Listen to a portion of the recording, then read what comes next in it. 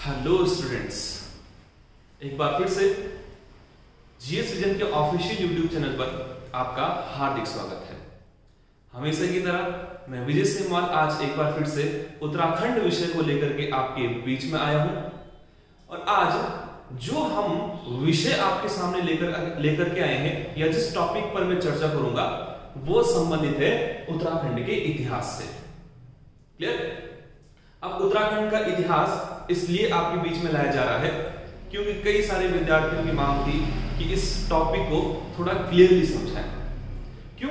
क्योंकि उत्तराखंड का जब इतिहास हम लोग पढ़ते हैं तो हमको इस इतिहास पर काफी डिस्प्यूट देखने को मिलता है। कई इतिहासकार उत्तराखंड के इतिहास पर शोध कर चुके हैं, लेकिन फिर भी देखा जाता है कि हमेशा इतिहासकारों का जो सामने तथ्य रखा गया है उस पर डिस्प्यूट है, उस पर मतभेद है। तो कहां से हम उत्तराखंड को पढ़े, कौन से टॉपिक को एग्जाम की दृष्टि से पुट अप करें अपने नोट्सों में, तो वो सारी चीजें हम क्या करेंगे इसी लेक्चर में डिस्कस करेंगे। अब उत्तराखंड का इतिहास मैंने कहा कि अनेकों प्रकार के मतभेद सामने रखता है। जैसे एक कॉमन सा सामान्य सा राजवंश उत्तराखंड के इतिहास में देखने को मिलता है कुड़िंद राजवंश, ठीक, चंद राजवंश, पंवार राजवंश। तो देखते हैं कि ये इस अनेकों प्रकार के जो राजवंश है इनका समय काल अनेकों इतिहासकार क्या कर रहे हैं, अपने अपने तरीके से सामने रख रहे हैं। लेकिन हमें एग्जाम की दृष्टि से कौन से समय काल को लेना है उन विषयों पर भी हमको यहां चर्चा करनी है। ठीक है? आज मैं जो आपके सामने लेक्चर ले रहा हूं ये मेनली उस चीज को फोकस करते हुए बनाया जा रहा है कि हम उत्तराखंड के इतिहास को पढ़ेंगे किस तरीके से। क्लियर है? तो शुरू करते हैं आज का लेक्चर, जिसे हम उत्तराखंड के इतिहास के नाम से सामने रख रहे हैं। अब देखिए, कोई भी स्थान हो, कोई भी स्टेट हो, उसका अपना एक इतिहास होता है। और उत्तराखंड जो कि मध्य हिमालय के क्षेत्रों में स्थित है, इसका इतिहास काफी रोचक है। रोचक होने के साथ साथ उत्तराखंड का जो इतिहास है ये भारत के इतिहास से भी लिंक होता हुआ दिखाई देता है। अनेकों ऐसे राजा महाराजा हमारे बीच आएंगे जो कि अकबर जैसे सम्राट, तुगलक जैसे सम्राट इस प्रकार की गतिविधियों में शामिल होते हैं। या मैं कहूं कि उन परिस्थितियों में जब भारत के इतिहास में बड़े बड़े राजवंश स्थापित थे तो उनका कहीं ना कहीं संबंध उत्तराखंड के शासकों के साथ देखने को मिलता है। जैसे एक क्षेत्र उत्तराखंड में पड़ता है जिसको कि मैं अल्मोड़ा के नाम से जानता हूं। अब इस समय जब अल्मोड़ा की गतिविधि चल रही थी तो अल्मोड़ा के क्षेत्र को प्राचीन समय में आलम नगर की संज्ञा दी जाती थी। अब क्यों हमने उसे आलमनगर कहा, तो इस समय औरंगजेब नाम का व्यक्तित्व भारत के क्षेत्रों पर अपनी सत्ता स्थापित किए हुए है। तो उसी मुगल शासक को प्रभावित करने के लिए, प्रसन्न करने के लिए उत्तराखंड के शासकों ने क्षेत्र का नाम ही आलमनगर रख दिया, क्योंकि आलम नाम का जो शब्द है वो कहीं ना कहीं औरंगजेब के साथ जुड़ा हुआ था। तो सारे मुद्दे जो कि उत्तराखंड के इतिहास को काफी रोचक बना देते हैं उन पर हमको खुल करके चर्चा करनी है और विस्तृत रूप में देखना है कि किस तरीके से आपने उत्तराखंड के इतिहास को पढ़ना है। क्लियर? तो सबसे पहले देखते हैं कि जो उत्तराखंड का इतिहास है इसको हम कहां से अपने बीच में लाते हैं, या मैं कहूं कि क्या ऐसी चीजें हैं जो हमको जानकारी दे रहे हैं इस उत्तराखंड के इतिहास की।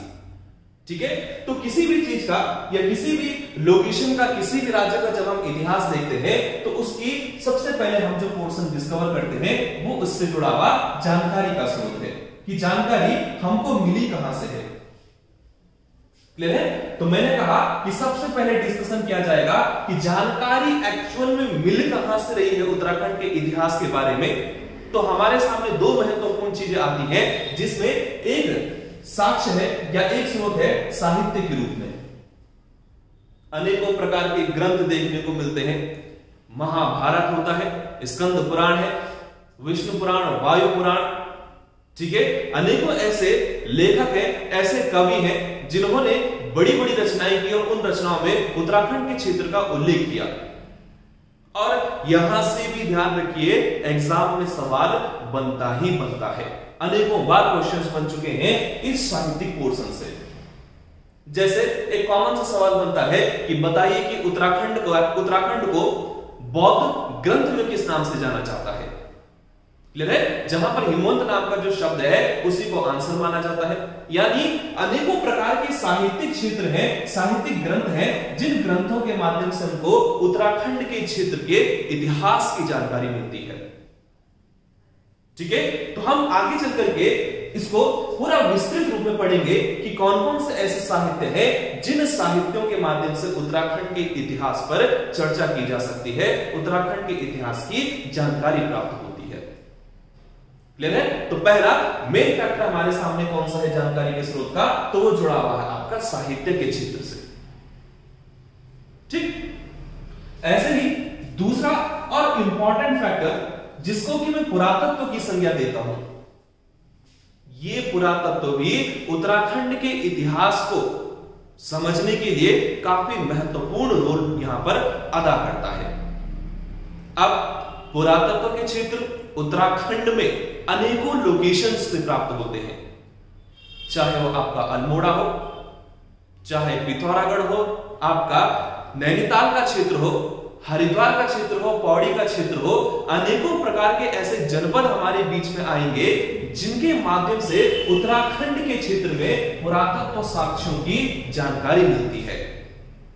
और यहां से भी अनेकों प्रकार के सवाल आपके एग्जाम पेपर में अभी तक पुट अप हो चुके हैं और आने वाले समय में यहां से भी काफी बेहतरीन सवाल आने के चांसेस बनते हैं। यही पुरातत्व साक्ष्य बताता है कि उत्तराखंड में एक ऐसा लोकेशन है जिस लोकेशन को गेरवे रंग की सभ्यता कहा जाता है। क्लियर है? लाखो उड़ियार जैसी लोकेशन है, गोरखिया उड़ियार जैसी लोकेशन है, हरिद्वार में एंटर करते हैं तो बहादुराबाद जैसी लोकेशन है। ठीक है, अनेकों प्रकार की जगह है जिन जगहों के माध्यम से हमको उत्तराखंड के क्षेत्र से पुरातत्व साक्ष्य प्राप्त होते हैं। तो सिंपल सा मैंने अभी आपके सामने 2 पॉइंट्स रखे हैं जिनमें उत्तराखंड के इतिहास की जो जानकारी है वो हमें किन क्षेत्रों से मुख्यतः प्राप्त होती है। क्लियर? उसमें पहला साहित्यिक क्षेत्र था और दूसरा पुरातात्विक क्षेत्र था। और इसी इतिहास को आगे चल करके हम क्या करेंगे, एक अलग रूप में डिस्कशन करने की कोशिश करेंगे कि जो उत्तराखंड का इतिहास है ये एक्चुअल कितने क्षेत्रों में बांटा गया है। क्लियर है? तो किन किन क्षेत्रों में हमने उत्तराखंड के इतिहास को पढ़ना है, थोड़ा सा उस पर भी डिस्कस कर लेते हैं। तो देखना उत्तराखंड का जो इतिहास है वो किस तरीके की भूमिका हमारे सामने रखता है, या मैं कितने प्रकार की कैटेगरी में उसको डिवाइड कर सकता हूं। आज थोड़ा सा बड़ा इस चीज पर डिस्कस कर लेते हैं। आगे चल करके जब हमारी सीरीज उत्तराखंड की चलेगी तो उसमें एक एक राजवंश को उठाया जाएगा और एक एक राजवंश के बारे में आपके समक्ष जानकारियां प्रस्तुत की जाएंगी। क्लियर है? तो देखना कि जो उत्तराखंड का इतिहास है, क्लियर है, इस इतिहास को मैं सामान्यतः 3 प्रकार की कैटेगरियों में डिवाइड कर देता हूं। ध्यान से देखिएगा, काफी महत्वपूर्ण है। आप चाहे लोक सेवा आयोग का एग्जाम दो, उत्तराखंड अधीनस्थ सेवा चयन आयोग का एग्जाम दो, हर प्रकार के एग्जाम में हिस्ट्री से क्वेश्चन पुट अप होते ही होते हैं। क्लियर? तो देखना इस उत्तराखंड के इतिहास को मैं ब्रॉडली बांट देता हूं 3 प्रकार की कैटेगरियों में। ध्यान से देखते हुए चलो, मैं बार बार कह रहा हूं, मैंने कहा कि उत्तराखंड के इतिहास को मैं 3 प्रकार की कैटेगरियों में डिवाइड कर रहा हूं। अब इन्हीं 3 प्रकार की कैटेगरियों में उत्तराखंड का संपूर्ण इतिहास छुपा हुआ है। जब भी हम भारत का इतिहास पढ़ते हैं तो हमारे सामने 3 प्रकार के कुछ कैटेगरियां होती हैं, जिसमें सबसे पुराना प्राचीन उत्तराखंड का कंसेप्ट आता है, इसी तरीके से मध्यकालीन उत्तराखंड का आता है और अंत में हमारे सामने आधुनिक उत्तराखंड का इतिहास आता है। ठीक है, मैंने कहा भारत के इतिहास से लिंक करते हुए हम इसको 3 प्रकार की कैटेगरियों में डिवाइड कर देंगे, जिसमें पहली कैटेगरी है प्राचीन उत्तराखंड का इतिहास। ध्यान से, भारत का भी पढ़ते हैं, उत्तराखंड का भी पढ़ेंगे। इसी तरीके से उत्तराखंड के क्षेत्र में मध्यकालीन काल में या मध्यकाल का जो समय था, उस मध्यकाल के समय में किस तरीके की गतिविधि संपन्न हुई। कौन कौन से राजवंश स्थापित हुए, वे सभी के सभी हमने डिस्कस करने हैं इसी मध्यकालीन इतिहास के क्षेत्र में। देखना, अंतिम समय में जब हम प्रवेश करेंगे तो हम उत्तराखंड का जो आधुनिक इतिहास है, इस आधुनिक इतिहास के बारे में चर्चा भी करेंगे। तो 3 प्रकार की प्रमुख कैटेगरियां हैं, आपने इन्हीं कैटेगरियों में उत्तराखंड का संपूर्ण इतिहास को पढ़ना है, प्राचीन, मध्य, आधुनिक। अब मैंने कहा कि इन्हीं हेडिंगों में आपका संपूर्ण उत्तराखंड छुपा हुआ है। तो कुछ नए स्टेप्स हम इस क्या करेंगे, इस हिस्ट्री के पोर्शन में शामिल करेंगे, क्योंकि आयोग अब सवाल भी अलग तरीके से पूछ रहा है, सवालों को घुमा करके पूछ रहा है। ठीक है, तो आपने हर परिस्थिति के लिए तैयार रहना है। और उन्हीं परिस्थितियों में मैं पहला जो हेडिंग है प्राचीन उत्तराखंड का इतिहास, इसको क्लासिफाइड कर देता हूं। फिर प्राचीन उत्तराखंड का इतिहास जब भी पढ़ते हैं तो हमारे समक्ष एक प्रमुख सत्ता स्थापित हो जाती है उत्तराखंड के क्षेत्र में, जिस सत्ता को हम कुड़िंदों के नाम से जानते हैं। क्लियर? कुड़िंद सत्ता से अनेकों प्रकार के सवाल एग्जाम में आ भी चुके हैं और आगे आने के चांसेस भी बनते हैं। क्लियर है? कौन थे कुड़िंद, कहां से आए थे, क्या उनकी विशेषता है, क्या उन्होंने उत्तराखंड पर काम किया, क्या उत्तराखंड के ही क्षेत्र में उन्होंने अपनी गतिविधि की या उत्तराखंड से भी बाहर थे, तो सारा का सारा हम इसी पोर्शन में कवर करेंगे। तो पहला राजवंश, जिसको कि मैं कुड़िंद राजवंश की संज्ञा देता हूं, उत्तराखंड के क्षेत्रों में अपनी गतिविधियां संपन्न करता है। पर ध्यान देना, उत्तराखंड के इतिहास में जो प्राचीन भाग है उसमें पहला राजवंश हमने कुड़िंद शामिल तो किया, लेकिन एग्जाम में सवाल किस तरीके का आएगा कि बताइए कि निम्न में से उत्तराखंड का सबसे प्राचीन ऐतिहासिक राजवंश कौन सा है। और सामान्यतः स्टूडेंट क्या कर देते हैं कि इस कुड़िंद को दिमाग में ध्यान रखते हुए पहला ऐतिहासिक राजवंश समझ लेते हैं, जो कि सरासर गलत है। कुड़िंद राजवंशों का हमारे सामने कोई प्रॉपर ब्यौरा नहीं है, लेकिन इसके लिए हम एक विशेष प्रकार के शब्द का प्रयोग कर सकते हैं कि जो कुड़िंद थे, ये कुड़िंद उत्तराखंड के इतिहास में सबसे प्राचीन राजनैतिक राजवंश की भूमिका में है। तो उत्तराखंड का सबसे प्राचीनतम राजनैतिक राजवंश कौन सा है, तो जवाब हमारे सामने कुड़िंद राजवंश हो जाता है। ठीक है, तो हमारा जो सिलेबस शुरू होगा वो उत्तराखंड में कुड़िंदों को प्रवेश कराते हुए इनकी सत्ता के बारे में उल्लेख करना है। और मैंने कहा कि कुड़िंद क्या है, उत्तराखंड में राजनीतिक रूप से सबसे प्राचीनतम राजवंश की भूमिका में है। ठीक, देखना, ये जो कुड़िंद राजवंश है, कुड़िंदों ने अपनी गतिविधि उत्तराखंड के क्षेत्रों में संपन्न की, और संपन्न करते हुए इन कुड़िंदों ने जब उत्तराखंड के क्षेत्रों में बाहरी सत्ता स्थापित हुई तो कहते हैं कि कुड़िंद अंतिम समय काल में जो शासक इनसे जुड़े हुए थे वो अयोग्य होते हैं। और जब भी इतिहास में अयोग्य शासक सत्ता पर आसीन होता है तो उस सत्ता को नास्ते नाबूद कर देता है जो नया राजवंश आएगा। यानी बाहरी सत्ता कुड़िंदों के साथ युद्ध करेगी और कुड़िंदों को इस क्षेत्र से दूसरे क्षेत्रों में भेज देगी और अपनी नई सत्ता स्थापित कर देगी। तो इसी क्रम में हम उत्तराखंड के इतिहास में देखेंगे कि कुड़िंदों के बाद किसकी सत्ता उत्तराखंड के क्षेत्र में देखने को मिलती है, तो दूसरा राजवंश आता है मौर्य। क्लियर? इसी तरीके से उत्तराखंड के क्षेत्र में हम शुंगों का उल्लेख देखेंगे कि शुंगों की गतिविधि कैसी थी। क्या मौर्य ने उत्तराखंड पर आक्रमण किया, या हमारे पास कुछ ऐसे सबूत मिलते हैं जो सिर्फ और सिर्फ ये इंडिकेट करते हैं कि मौर्यों की सत्ता तो थी, लेकिन आक्रमण किया या नहीं किया इसके बारे में कोई जानकारी नहीं। तो वो सारा जो रहस्य है वो रहस्य हम इसी पोर्शन में कवर करेंगे। कुड़िंद, मौर्य, और मौर्यों के बाद आता है शुंग राजवंश। आपको पता ही है, भारत के इतिहास में आपने पुष्यमित्र शुंग की कहानी सुनी होगी। ब्राह्मण राजवंश था, और उस राजवंश का उत्तराखंड के क्षेत्रों पर क्या संबंध था, या कैसे कैसे गतिविधि वो राजवंश उत्तराखंड के क्षेत्रों में आरोपित करता है, वो भी इसी कैटेगरी में, यानी जिसको मैं प्राचीन राजवंश के रूप में यहां पर सामने रख रहा हूं, डिस्कस किया जाए। अब देखना, कुड़िंद आए, मौर्य आए, शुंग आए, और उत्तराखंड के इतिहास में फिर जो मेन गतिविधि संचालित होती है वो जुड़ी हुई है हिंद यूनानियों के आक्रमण से। यानी हिंद यूनानियों का जो आक्रमण है ये भी उत्तराखंड के इतिहास में अपनी महत्वपूर्ण भूमिका अदा करेगा। कहां से इनके प्रमाण हमको प्राप्त होते हैं, तो वो सारी की सारी जानकारी इसी प्राचीन उत्तराखंड में दी जाएगी। मैं फिर से एक चीज और रिपीट कर रहा हूं कि जो लोक सेवा आयोग है वो यहां पर क्रम पूछता है कि बताइए कौन प्राचीनतम है कौन नवीनतम है, इनको सही से लगाइए। बढ़ते हुए क्रम में भी पूछ सकता है, घटते हुए क्रम में भी पूछ सकता है, तो क्रम का भी आप लोग जरा सा ध्यान रखिएगा। ठीक है, तो कुड़िंद, मौर्य, शुंग, हिंद यूनानियों का आक्रमण हमने उत्तराखंड के इतिहास पर देखना है। क्लियर? अब इसी तरीके से शुंग और यूनानियों के बाद जो हमारे सामने सत्ता उत्तराखंड के क्षेत्र में स्थापित होती है वो संबंधित है शकों के साथ।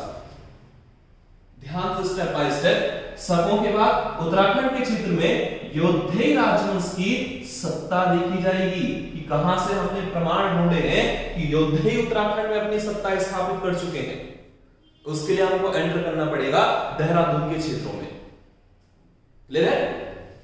शक थे, शकों के बाद मैंने कहा योद्धेय नाम की जो सत्ता है वो सत्ता अपनी गतिविधि उत्तराखंड के क्षेत्रों में संचालित करती है।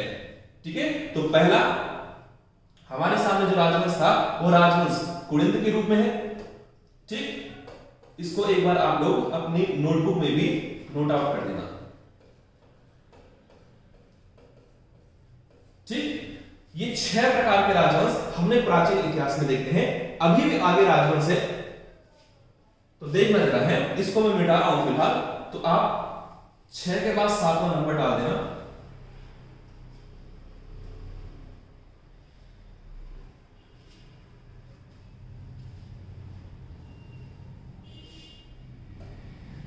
ठीक है, तो देखना योद्धेय राजवंश तक हमने देखा।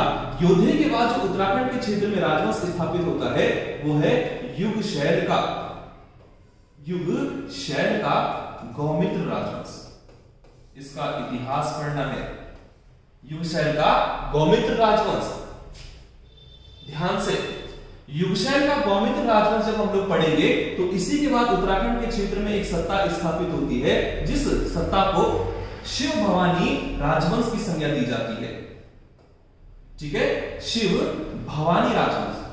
तो शिव भवानी राजवंश कैसी गतिविधि करेगा उस गतिविधि को देखेंगे। क्लियर है? शिव भवानी राजवंश के पश्चात उत्तराखंड के क्षेत्र में कुलूतों की सत्ता स्थापित होगी। अभी कुलूत है कौन, उस पर भी चर्चा होगी विशेष करके। क्लियर है? क्योंकि ऐसे ही मिलते जुलते जो शब्द है वो कुड़िंदों के साथ भी देखने को मिले हैं। तो कुलूतों की सत्ता उत्तराखंड के क्षेत्रों में देखी जाएगी। कुलूतों की सत्ता के बाद जो क्षेत्र गौविषाण के नाम से उत्तराखंड के इतिहास में देखने को मिलता है, इस गौविषाण का एक राजवंश है जिस राजवंश को हम मित्र राजवंश की संज्ञा देते हैं।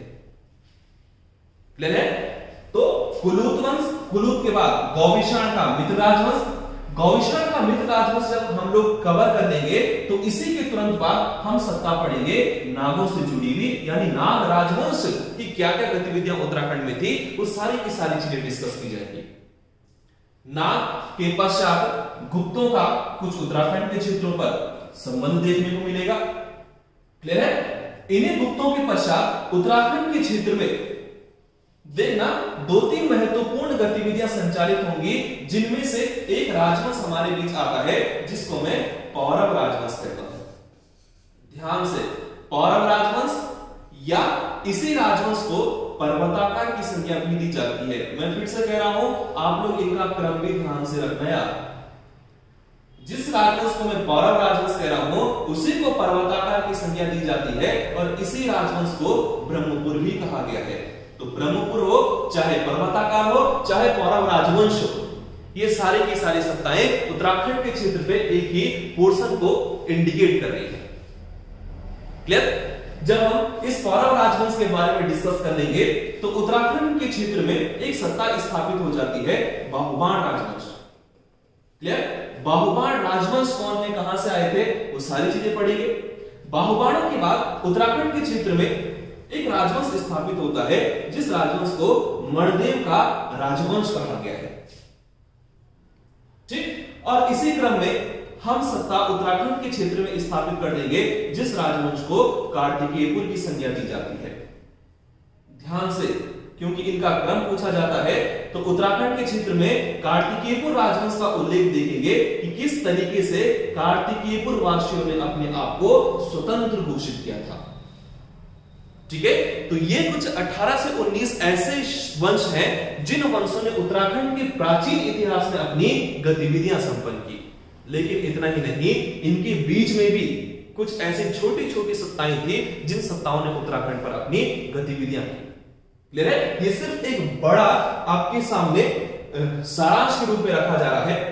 ठीक है, जबकि इनके अंदर भी मैंने कहा छोटी छोटी सत्ताएं भी स्थापित हुई थी।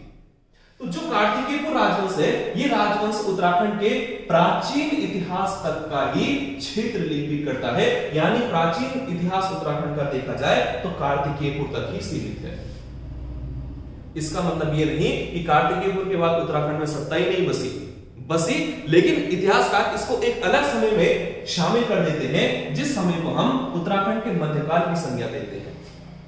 क्लियर? तब जाकर के जब हम इस कार्तिकेयपुर का पूरा इतिहास पढ़ लेंगे तो मध्यकालीन इतिहास में एंटर किया जाएगा। और मध्यकालीन इतिहास में जो सत्ता सबसे पहले अपनी गतिविधियां संचालित करेगी उसको हम कत्यूरी राजवंश की संज्ञा देते हैं। कत्यूरी राजवंश उत्तराखंड के इतिहास में कला का जो स्वर्णिम काल कहा जाता है वो जुड़ा हुआ है कत्यूरियों के साथ। अनेकों मंदिर आज भी देखने को मिलते हैं जिनकी शैली कत्यूरी शैली है। पढ़ेंगे कि कत्यूरी शैली की विशेषता क्या थी मंदिरों में और कितने प्रकार के वो इस तरीके की शैली बनाते थे, कौन से मंदिर बड़े थे, कौन से मंदिर छोटे थे, तो सारी जानकारियां इसी कत्यूरी राजवंश में दी जाएगी। जब कत्यूरी सत्ता समाप्त हो जाती है या राजवंश के बाद नया राजवंश आएगा उत्तराखंड के इतिहास में, उसको हम कहेंगे चंद राजवंश के नाम से। यानी इसके तुरंत बाद हम चंद राजवंश का इतिहास पढ़ेंगे। और चंदों की सत्ता के पश्चात उत्तराखंड के क्षेत्र में जिस ऐतिहासिक सत्ता या राजवंश का उल्लेख किया जाएगा वो जुड़ी हुई है पंवारों के साथ। तो ये जो 3-4 प्रकार के हमारे सामने प्राचीनतम उत्तराखंड के मध्यकालीन संज्ञा जिसको मैं दे रहा हूं, ये राजवंश उत्तराखंड के मध्यकालीन समय में अपनी गतिविधियां संचालित कर चुके हैं, जिसके तुरंत बाद हम लोग आधुनिक इतिहास पर डिस्कस करेंगे। अब हम किस पोर्शन से उत्तराखंड को आधुनिक इतिहास में शामिल करें, तो इतिहासकारों ने भी इसका एक ब्रॉड क्लासिफिकेशन किया है, जिसमें पंवार शासकों का वो समय जब तक गोरखा रियासत उत्तराखंड में स्थापित ना हो तब तक के क्षेत्र को मध्यकाल में शामिल किया गया। जब उत्तराखंड में गोरखों का अधिकार हो चुका था तो गोरखा रियासत जब शुरू होगी या गोरखा शासन जब उत्तराखंड में चलेगा, इसी पोर्शन से फिर हम आधुनिक उत्तराखंड का इतिहास शुरू कर देते हैं। आपको पता ही है कैसे इनकी गतिविधियां हुआ करती थी, न्याय व्यवस्था कैसी थी, जिसको कि हम दिप कहते हैं। ठीक है, तो अनेकों प्रकार की जो हमारे सामने गतिविधियां गोरखों ने रखी, उसके लिए फिर हम गोरखियानी शब्द का प्रयोग करते हैं। क्लियर है? पढ़ेंगे उस चीज को भी। गोरखों की सत्ता उत्तराखंड के क्षेत्रों में अनेकों साल तक स्थापित हुई थी, लेकिन जब ईस्ट इंडिया कंपनी के साथ गोरखों का युद्ध हुआ तो समय ऐसा भी आया कि फिर से पंवार वंशी जो शासक थे, जिसमें से मुख्य सुदर्शन शाह हुआ करते थे, उन्होंने फिर से अपनी सत्ता को यहां पुनः स्थापित कर दिया। यानी गोरखा शासन के बाद हम जिस टॉपिक का डिस्कशन करेंगे वो जुड़ा हुआ है टिहरी रियासत से। तो टिहरी रियासत भी महत्वपूर्ण टॉपिक उत्तराखंड के इतिहास में देखने को मिलता है, जहां से एग्जाम में क्वेश्चन बनते हैं। क्लियर है? सुदर्शन शाह से हम लोग शुरू करेंगे और जब तक भारत आजाद नहीं हो जाता, टिहरी गढ़वाल का विलय उत्तर प्रदेश में नहीं किया जाता, मानवेंद्र शाह के समय तक, उस सारा का सारा संपूर्ण हम टिहरी रियासत के अंदर पढ़ेंगे। क्लियर? टिहरी रियासत हमें मालूम है कि 1949 के समय काल में भारत में शामिल हो चुकी थी। तो 1949 के पश्चात कुछ समय ऐसा आएगा उत्तराखंड के इतिहास में जब कुमाऊं कमिश्नरी अपनी गतिविधियां संचालित करे। अब टिहरी रियासत के बाद हम जिस पोर्शन को पढ़ेंगे इस मुख्यतः वो है राज्य आंदोलन का इतिहास। इसी में हम इसी के बीच में क्या देखा जाएगा, यानी टिहरी रियासत और राज्य आंदोलन का जो हमारे सामने टॉपिक आएगा, इसी के बीच में हम देखेंगे कि कुमाऊं कमिश्नरी के माध्यम से क्या क्या गतिविधियां संचालित की गई। क्लियर है? राज्य आंदोलन, आपको पता है कि 9 नवंबर सन 2000 को उत्तराखंड राज्य की स्थापना हो जाती है। तो 9 नवंबर सन 2000 तक हम उत्तराखंड के इतिहास को इसी लेक्चर में, इसी पोर्शन में कवर करेंगे। क्लियर है? तो हमने जो शुरुआत की थी उत्तराखंड के पोर्शन की आज, वो प्राचीन, मध्य और आधुनिक के रूप में है। प्राचीन के अंदर मैंने आपको 18 से लेकर के 19 राजवंशों की जानकारी दी। एक बड़ा डायरेक्शन आपके सामने रखा कि पढ़ना कैसे है उत्तराखंड के इतिहास को, अंदर क्या क्या गतिविधियां थी वो मैं आप लोगों को कवर कराऊंगा। तो प्राचीन में करा, उसी तरीके से मध्यकालीन इतिहास को देखेंगे, उसी तरीके से उत्तराखंड के आधुनिक इतिहास की चर्चा की जाएगी। क्लियर है? अगला जो लेक्चर में आप लोगों के बीच लाऊंगा वो जुड़ा होगा उत्तराखंड का जो प्राचीन इतिहास है। हालांकि हम साहित्य पर भी डिस्कस करेंगे कि कहां से साहित्य उत्तराखंड के क्षेत्र में अपनी जो जानकारी है इतिहास से जुड़ी हुई वो रखते हैं। ठीक है? तो अगली जो हमारी सीरीज होगी इस ऑनलाइन सीरीज में, वो उत्तराखंड का कुड़िंद राजवंश के रूप में है। काफी रोचक इतिहास है, काफी डिस्प्यूट वाला इतिहास है। तो हर चीज को हमने स्टेप बाय स्टेप यहीं पर ही कवर करना है। ठीक? तो कुड़िंद राजवंश हम अगले लेक्चर में शुरू करेंगे, और ये जो जानकारियां हैं, इस जानकारी को जितना अधिक हो सके उतना अधिक शेयर कीजिएगा। क्लियर है? तो फिर अगले लेक्चर में जीएस विजन के इसी ऑनलाइन प्लेटफॉर्म पर आपसे मुलाकात होगी।